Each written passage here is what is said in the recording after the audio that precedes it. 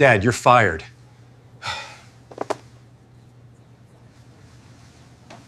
Those 3 words, sharp as shattered glass, came from my own son, Trevor.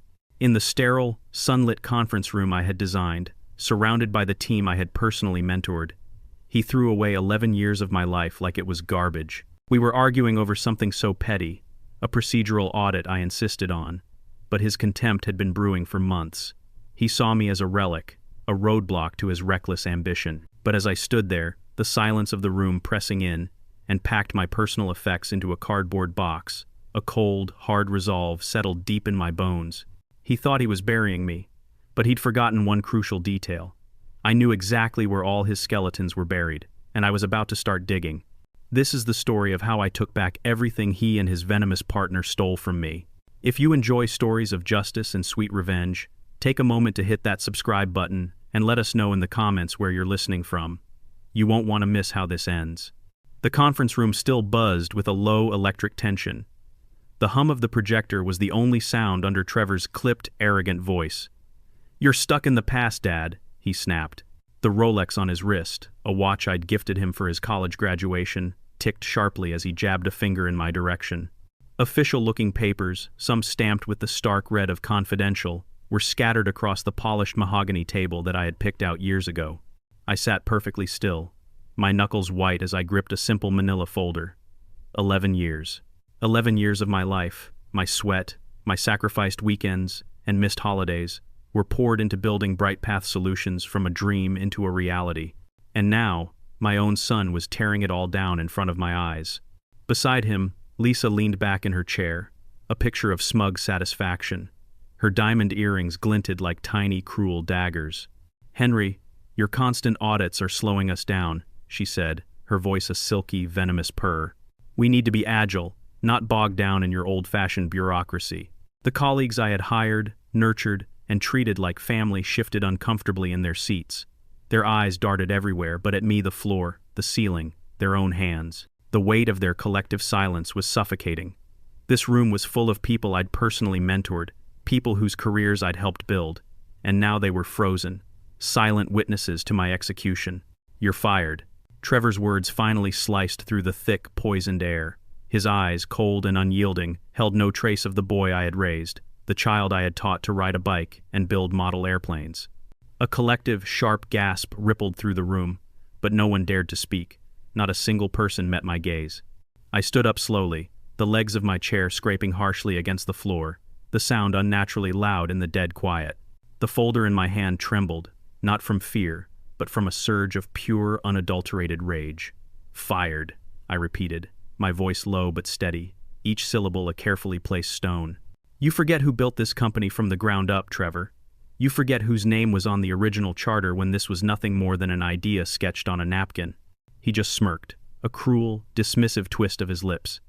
He snatched the folder from my hand and tossed it carelessly onto the table. The papers inside fluttered out like birds with broken wings.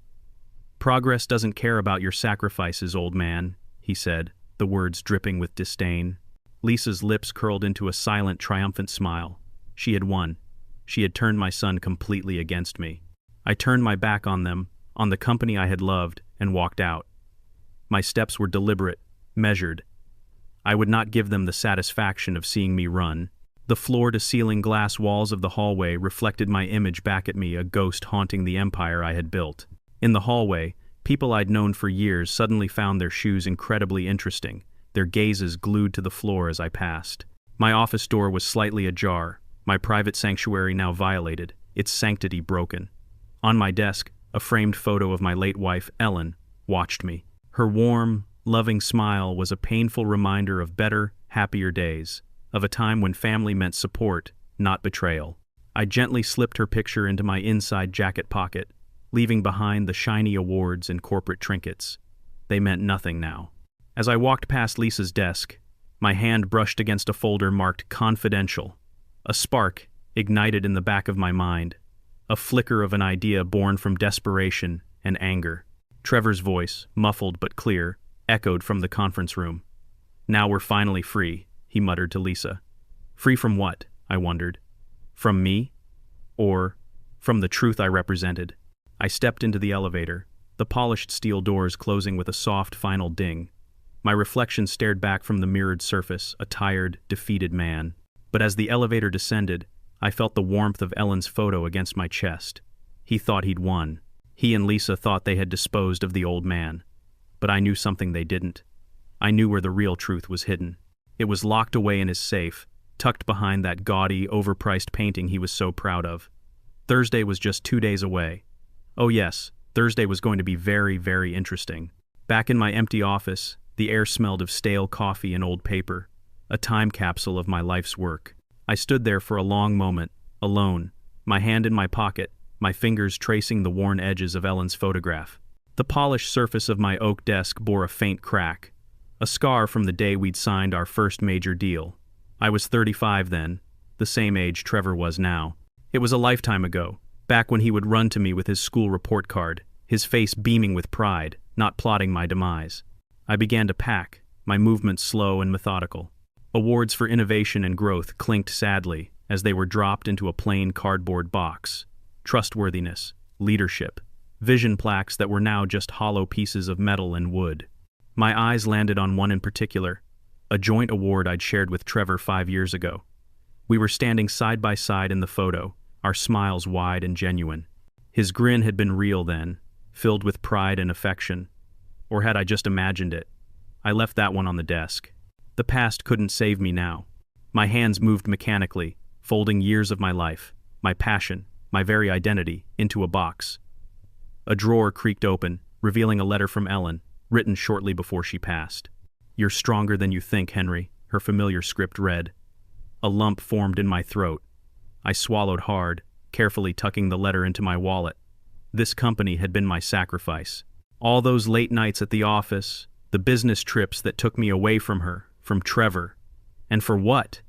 So my son could spit in my face and call me an old man? The hallway whispered with hushed conversations as I finally left.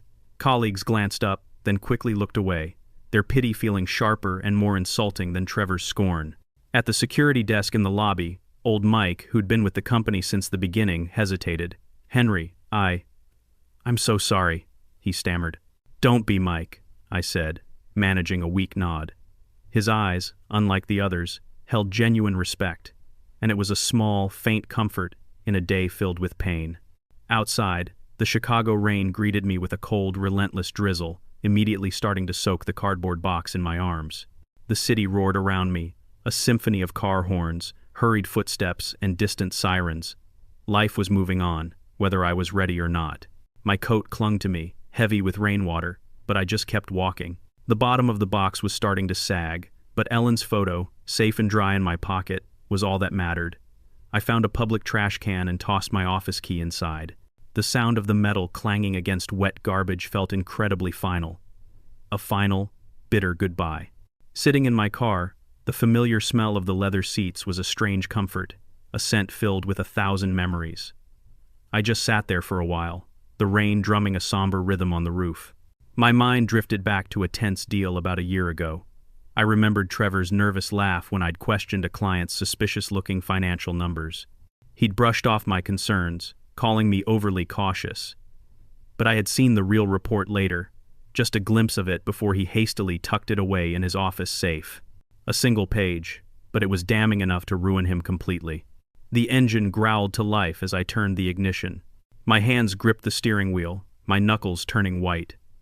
That document was my chance. It was my only chance. Trevor thought he had buried me today, but I wasn't done. Not by a long shot. The rain continued its steady tap against the windows of my suburban home, a relentless rhythm against the profound quiet of the house. I sat at the kitchen table, the box from my office slumped in a corner, forgotten. Ellen's photo was propped up in front of me, against the sugar bowl. Her eyes seemed to follow mine, her gentle smile urging me forward, reminding me of the strength I didn't know I had. The old house creaked and groaned around me, each sound a whisper of old memories. On the living room wall, a photo of the three of us hung me, Ellen, and a 10-year-old Trevor, all of us laughing at some long-forgotten joke at a summer fair. That happy, innocent boy was gone, replaced by a cold, ambitious stranger. My mind went back to that day, about a month ago, when I'd walked into Trevor's office unannounced. He'd been frantically rifling through some papers, his face tight with anxiety when he saw me. Behind that ugly abstract painting he loved so much, the door of his safe was ajar, and just for a second, I saw the corner of a report, its numbers and charts practically screaming fraud. Tax evasion, offshore accounts, maybe even worse. He had slammed the safe shut the moment he noticed me looking, but it was too late. I had seen it. That document was now my weapon. I began to pace the living room, the old floorboards groaning under my weight. I needed to get back into that office. My office key. I had lied to myself about tossing it. It was a symbolic gesture, but deep down, I knew I couldn't let it go. It had to be here somewhere.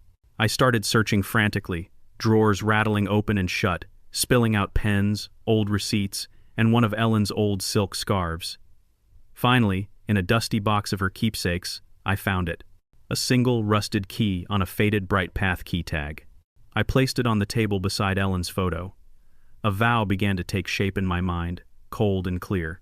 I grabbed a notepad and started scribbling down names, contacts, people who owed me favors, people who valued integrity. A journalist I trusted, a lawyer who had been a friend for decades. My phone buzzed as I dialed the lawyer's number. "David? It's Henry. Henry, are you okay?" I heard what happened. His voice was gruff but concerned.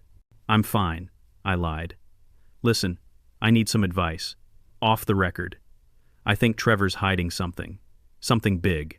Financial." There was a long pause on the other end of the line. "Be careful, Henry," David finally said, his voice low and serious. "He's not the kid you raised anymore." David's warning hung heavy in the air long after I hung up. Was I really ready to do this? To potentially destroy my own son? The question gnawed at me, a venomous, twisting thing in my gut. But then I looked at Ellen's face, her expression so full of love and integrity, and my resolve hardened. She would have wanted justice, not blind mercy. She would have wanted me to fight for what was right. I pictured the safe in Trevor's office, its combination a puzzle I was sure I could solve. The document inside held the key to Trevor's downfall, and Lisa's too, I had no doubt. Lost in thought, I accidentally knocked over my coffee cup. The dark brown liquid pooled on the old oak table, a messy, spreading stain, a fitting omen for what was to come. I grabbed my coat, the cold metal of the key pressing into my palm. Tonight, I was going to take back what was mine. The back service door of Bright Path Solutions loomed in the darkened alley, its metal frame slick and gleaming from the night's rain. The old key felt heavy and foreign in my hand, its rusted edge biting into my palm. I glanced up and down the empty alley, my only company a stray cat that darted past and disappeared into the shadows. My mind was laser-focused on one thing: Trevor's safe, and the report hidden behind that tacky painting. I'd seen him shove it in there a month ago, his hands trembling slightly. Tonight, I was taking it. With a deep breath, I inserted the key. It turned with a reluctant, grinding groan. I froze, my heart pounding in my ears. The hinges squeaked loudly in the oppressive silence of the night. I waited, listening, every nerve on fire. No alarms, no footsteps. I slipped inside. The corridor was dark, illuminated only by the faint, eerie green glow of the flickering exit signs. My rubber-soled shoes whispered on the polished tile floor, each step a calculated gamble. Security cameras blinked their single red eyes from the ceiling, but I knew their blind spots. Years of walking these halls, of overseeing every inch of this building's construction, had taught me things Trevor would never know. His office was at the far end of the hall, its heavy, polished wood door looking like a slab on a mausoleum. My heart thudded against my ribs, but my hand was surprisingly steady as I turned the knob. It was unlocked. Of course it was. Arrogance had made him careless. Inside, the room smelled of his expensive, smug cologne. And there it was, the painting.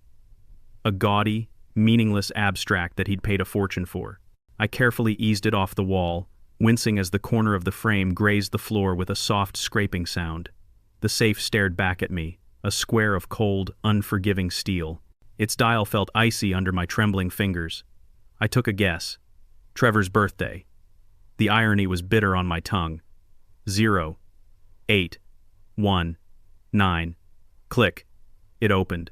And there it was, the report, a thin stack of papers that held the weight of an entire company's corruption. The numbers practically screamed fraud. Tax evasion, dummy corporations, offshore accounts, enough to bury him and Lisa for years. A small photograph slipped out from between the pages and fluttered to the floor. It was of Trevor and Lisa, clinking champagne glasses on a yacht, their smiles wide and predatory. My jaw tightened so hard I felt a pain shoot through my teeth. I snatched the report and stuffed it inside my jacket. Then I heard it. Footsteps. Heavy, deliberate, coming down the hall, a security guard on his rounds. Panic seized me. I dove under the massive desk, my knees scraping painfully on the carpet. The office door creaked open. A bright beam from a flashlight swept across the room, its light grazing the painting that was now leaning haphazardly against the wall. All clear, the guard muttered into his radio, his voice echoing slightly in the empty space. My breath was trapped in my lungs. My hand instinctively went to my chest, feeling the reassuring outline of Ellen's photo through my shirt. "This is for you, Ellen," I whispered into the darkness. The guard finally left. I waited, counting the seconds, which stretched into an eternity. Then, I slipped out of the office, the report, a heavy, righteous weight against my ribs. Outside, the night air was sharp and cold. I hurried down the alley, my heart still pounding a frantic rhythm. But then a car's engine purred to life from the street, its headlights slicing through the dark. It was moving too slowly, too deliberately to be random. My pulse spiked. They were already looking for me. I clutched the report tighter, ducked into a side street, and vanished into the night. My kitchen table had become a war room. The stolen report was spread out before me like a map to Trevor's ruin. Steam rose from a chipped coffee mug, its bitter aroma a grounding force in the chaos of my thoughts. Ellen's photo sat nearby, her steady, loving gaze a constant source of strength. "Be smarter, not louder," she had told me once during a difficult business negotiation years ago. A small smile touched my lips. That was my plan exactly. Cold, precise, and utterly devastating. The report's numbers told a sordid story of greed and deceit, fake invoices, hidden accounts, laundered money, and there, on nearly every incriminating page, was Lisa's elegant, looping signature. Trevor was the face of the company, the charismatic young CEO, but she was the architect of its corruption. I traced a line of figures with my finger, a cold, simmering anger building inside me. 11 years of my sweat, my integrity, my good name, and they had twisted it into a criminal enterprise. Not anymore. I spent the next hour scanning each page, making a high-quality copy on my old, noisy printer. Its steady hum was the sound of a quiet ally in the night. The original priceless document went into my small home safe, a squat, heavy box hidden in the back of my bedroom closet. The irony was not lost on me locking their secrets away in a safe, just like Trevor had. With a fresh cup of coffee, I sat back down and my pen scratched out a list on a legal pad. Journalist, lawyer, proof. I wasn't filling in the details yet, just creating the steps, a ladder to climb out of this pit of betrayal. I picked up the phone and dialed Mark, a seasoned investigative reporter I'd known for years, a man whose integrity I trusted implicitly. "Mark, it's Henry Collins," I said, keeping my voice low. "I've got something big for you. Off the record, for now." There was a pause. "Henry," his tone was wary. "This isn't about Bright Path, is it? Your kid has been dodging my calls for weeks." "You'll see," I said. "Check your secure Dropbox tomorrow morning." I hung up before he could ask any more questions. My hands were steady, but my mind was racing. Could I really trust him with this? The truth was, I didn't have a choice. The old house creaked around me, its familiar warmth a stark contrast to the storm brewing in my head. I looked at Ellen's photo again. Her smile, a silent reassurance, a reminder of what I was fighting for. I spun the dial on my own safe, locking the original report away. "Your move's over, Trevor," I whispered into the quiet room. My plan was taking shape, each piece falling into place, each step a move toward justice. Suddenly, a sharp knock at the front door jolted me from my thoughts. 3 quick, hard raps. It was too late for a friendly neighbor. My blood ran cold. I quickly hid the copied report under a stack of old newspapers on the coffee table. I grabbed the spare office key from the kitchen counter, its cold metal a small, hard comfort in my palm. My pulse quickened. I moved toward the door, the floorboards groaning in protest under my weight, each sound amplified in the tense silence of my home. The downtown cafe buzzed with the familiar morning chatter, the air thick with the rich aroma of roasted coffee and steamed milk. I had chosen a corner booth, tucked away in the shadows, the copied report now hidden inside a plain, unassuming manila envelope resting on the seat beside me. Ed Marshall, the journalist, slid into the booth across from me, his trench coat still damp from Chicago's persistent morning drizzle. His notebook was worn at the edges, and his eyes were sharp, missing nothing. "This better be worth my time, Henry," he said, his voice a low rumble, his eyes scanning the cafe as if looking for threats. I slid the envelope across the sticky tabletop. "No names," I said. "Just read it." My tone was even, but my fingers instinctively brushed against my wallet, where Ellen's photo was tucked away, a silent talisman for luck. Ed opened the clasp and pulled out the papers. He began to skim the report's damning numbers, his pen tapping a restless rhythm on the table. Then, the tapping stopped, his brow furrowed in concentration, and his eyes widened slightly. "If this is real," he muttered, almost to himself, "Bright Path is cooked." He looked up at me, his journalistic instincts on full alert. "Who's your source?" "You don't need that yet," I said, leaning back against the worn vinyl of the booth. "Just dig. I promise you, you'll find more." He held my gaze for a long moment, then gave a slow, deliberate nod. He tucked the envelope into his inside coat pocket. I stood up, leaving my untouched coffee on the table. Stepping outside, the cafe's warmth faded instantly, replaced by the city's chaotic, pulsing energy. Horns blared in the street, and pedestrians rushed past me in a blur. For the first time since Trevor's ultimate betrayal, I felt the scales of justice begin to tip, ever so slightly, in my favor. His sneering voice, calling me a relic, echoed in my memory. "Not today, son. Not today." Miles away, in his glass-walled corner office, chaos reigned. Lisa stood by the massive window, her phone pressed tightly to her ear, her back rigid. "A reporter's got something," she snapped, her silver bracelet glinting as she turned to face Trevor. "Numbers. Our numbers?" Trevor's face was pale, his usual confidence completely gone. Papers were scattered across his glass desk. An expensive coffee mug teetered precariously on the edge, unheeded. "You swore that safe was secure!" he shouted, his voice cracking with a panic he couldn't conceal. Lisa's eyes narrowed, becoming as cold and hard as the glass walls that surrounded them. "Don't you dare pin this on me," she hissed. "Your father was poking around last month, wasn't he? I told you he wasn't just a doddering old fool." Trevor froze, the color draining completely from his face. He scrambled to the painting, yanked it aside, and spun the dial on his safe. He pulled the door open, only to find the empty space where the report had been. I drove home, completely oblivious to the panic erupting in that office, my eyes constantly checking the rearview mirror for any tales. The city's relentless rhythm fueled me, a stark contrast to the quiet despair I had felt just days before. My first strike had landed, and it had landed hard. Ellen's photo, tucked close to my heart, felt like her silent nod of approval. Just then, my phone buzzed. A text message from an unknown number.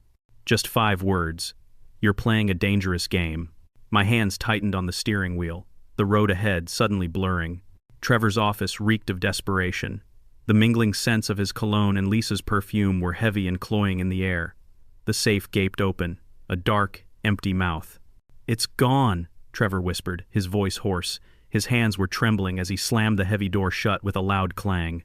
Lisa leaned against the edge of the desk, her long, manicured nails tapping a sharp, impatient rhythm on the glass. "We need to find out who did this. Now." She pulled out her phone and dialed a number, her voice becoming icy and controlled. "Vaughn, it's me. Someone stole something from us. Something important. I want names." The private detective on the other end of the line grunted his agreement. "Start with Henry Collins," Lisa added, her eyes flicking towards Trevor. "I have a feeling he's not as broken as you think." Trevor's jaw clenched, a vein pulsing visibly at his temple. He knew she was right. Back in my quiet suburban home, the silence felt like a fragile shield. I sat in the living room, the television on mute, watching the news ticker at the bottom of the screen hint at financial irregularities at Bright Path Solutions. My fingers traced the worn edges of an old leather-bound book of Ellen's poetry. Tucked safely between the pages was the original report. Its cover smelled of thyme and vanilla, a scent that always grounded me. I had struck hard, but that anonymous text message, "Dangerous Game," nodded at me. The shrill ring of the phone shattered the stillness. Trevor's name flashed on the screen. I let it ring twice, then answered, keeping my voice steady and calm. "What do you want, Trevor? You know something, don't you?" His tone was low, venomous. "Don't play dumb with me, Dad." I could picture his eyes, the same dark eyes that once looked up to me with so much admiration, now filled with hate. "You sound paranoid, Trevor," I said coolly, and then I hung up. My pulse was racing. Had he guessed, or was he just lashing out in the dark? Outside, the neighborhood slept under a blanket of streetlights, but I got up and checked the locks on the doors, the cold metal of the deadbolt, a small comfort in my hand. Trevor's call wasn't a bluff. He was hunting for the source of his problem. He was hunting for me. I placed Ellen's book of poetry on the mantel, right beside her photo. "I won't stop," I whispered to her. "Not until this is over." Just then, a floorboard on the front porch creaked. I froze. A shadow flickered past the living room window, too fast and too deliberate to be a neighbor taking a late-night stroll. My hand shot out and hit the light switch, plunging the entire room into darkness. The lawyer's office smelled of old paper, ink, and polished wood, its shelves heavy with the weight of countless legal tomes. I sat across the large desk from Clara, an old friend who had become my attorney, a stack of Ellen's letters lying on the desk between us. "These letters prove that I co-founded Bright Path," I said, my voice firm and clear. "Trevor stole my half of the company, my legacy." Clara's eyes, sharp and intelligent, widened as she read through the pages. Ellen's precise, elegant handwriting detailed our early days, the struggles, the dreams, the initial investments that had come from our personal savings. Her signature at the bottom of a partnership agreement we drafted ourselves was a solid legal anchor. "She told me to keep these," I said, a memory surfacing through the fog of my grief. Ellen's voice, calm but insistent. "Just in case, Henry, just in case." Clara nodded, her pen scratching furiously on a yellow legal pad. "We can file a suit for ownership. This is solid, Henry, but it's risky. Trevor won't go down without a fight." I reached into my pocket and touched the corner of Ellen's photo. Her strength flowed into me. The risk was worth it. In the sterile, imposing atmosphere of the courthouse, the air was thick with whispered murmurs and the constant squeak of wooden benches. I stood tall, my suit crisp and dark, as Clara presented our case with cool, professional confidence. Across the room, Trevor sat with his legal team, his face a mask of barely controlled fury. Lisa was beside him, whispering urgently into his ear, her eyes darting nervously towards me. The judge's gavel fell with a sharp crack, demanding proof. "Mr. Collins," he said, looking directly at Trevor, "your response to this claim?" "He's lying!" Trevor spat, his voice echoing in the suddenly silent room. The word hung in the air, ugly and raw. The room stilled. Without a word, Clara held up Ellen's letters, their age and authenticity silencing him more effectively than any argument could. I saw Lisa's hand grip his arm, her whisper sharp and frantic. "We're done for." I watched them, my heart steady but heavy. This was justice, but it felt painful and hollow. Seeing my son unravel like this brought me no joy. The hearing ended, and reporters immediately started buzzing around us like flies. In the wide marble corridor, Trevor cornered me, his face just inches from mine, his breath hot with rage. "You'll regret this," he hissed, his eyes blazing with a desperate fire. I met his gaze, unflinching. "You started this, son," I said quietly. Then I turned and walked away, the echo of my own footsteps drowned out by another set behind me. Too close, too deliberate. My hand tightened on my car keys in my pocket, the sharp metal biting into my palm.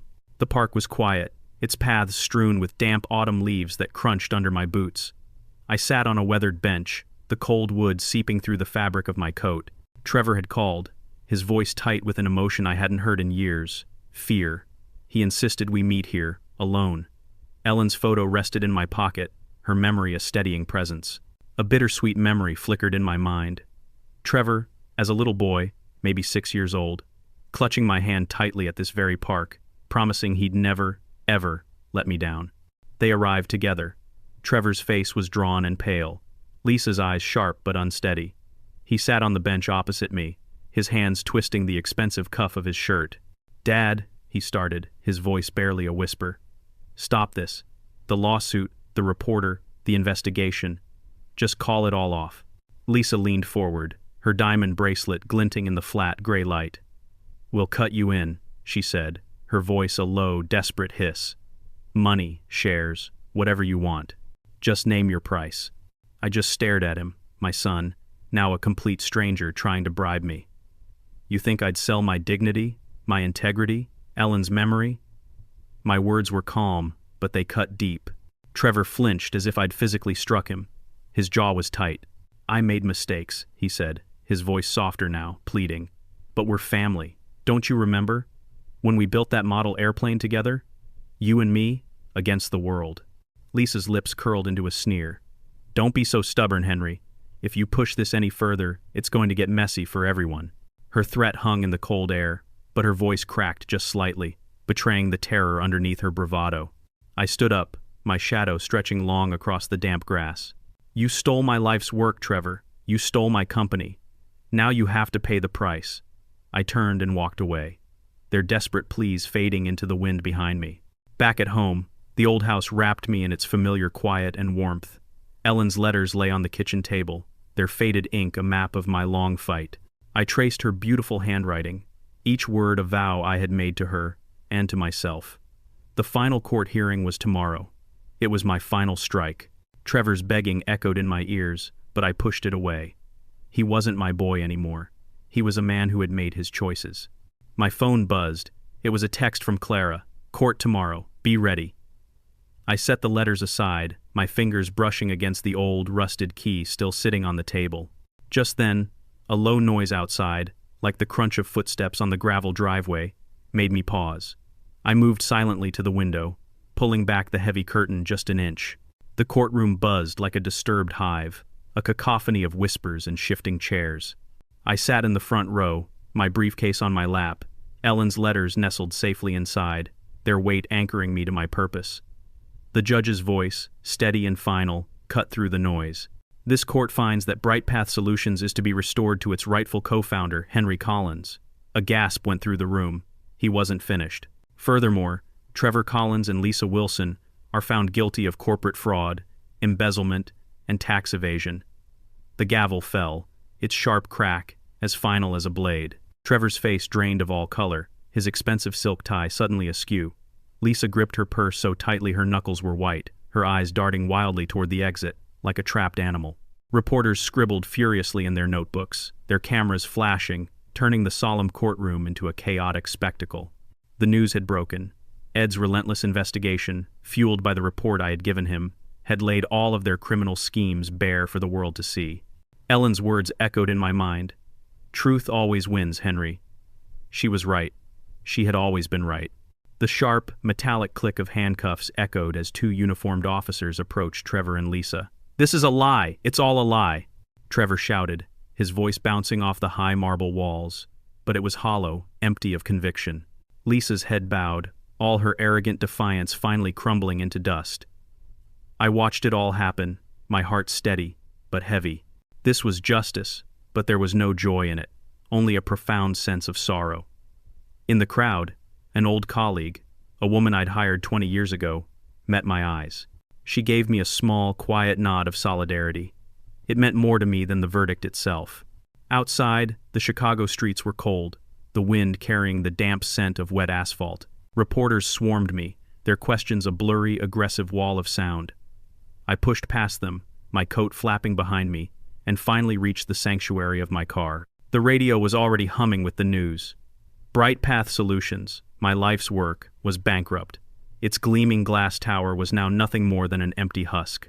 I let out a long, slow breath, the weight of the past year, the past 11 years, finally lifting from my shoulders, though its shadow remained. I glanced at Ellen's photo, which I'd tucked into my wallet that morning. Almost done, my love, I whispered. Her smile seemed to hold me together. Just then, my phone rang, the screen glowing with an unknown number. I hesitated, my thumb hovering over the answer button, the city's relentless pulse loud all around me. The cemetery was still and peaceful, the crisp autumn air heavy with the scent of damp earth and fading flowers. I stood before Ellen's grave, her photograph in my hand, its edges soft and worn from years of touch. The granite headstone was cool under my fingers as I spoke to her, the words carried away by a gentle breeze. It's over, love. It's finally over. The company's mine again, but I'm letting it go. Trevor and Lisa, they're done. They'll be paying for what they did for a very long time. The breeze stirred the golden leaves on the trees above, and I took that as her answer, her sigh of relief. I had chosen justice over forgiveness, just as she had always taught me to stand tall for what is right. A memory surfaced, as clear as day. Ellen laughing, her head thrown back, as we danced clumsily in our old kitchen to a song on the radio. Her voice, full of warmth and love, promising that we could face anything as long as we were together. I had kept that promise. The lawsuit, the secret report, her precious letters, they had all worked together to bring the truth into the light. I knelt down, planting a small, vibrant chrysanthemum by her stone, its roots a symbol of a new beginning. My new beginning. Back at home, the old house welcomed me with its familiar creaks and groans. Ellen's letters rested on the kitchen table, their important work finally done. I wouldn't be rebuilding Bright Path. Its name was tainted, its foundation rotten.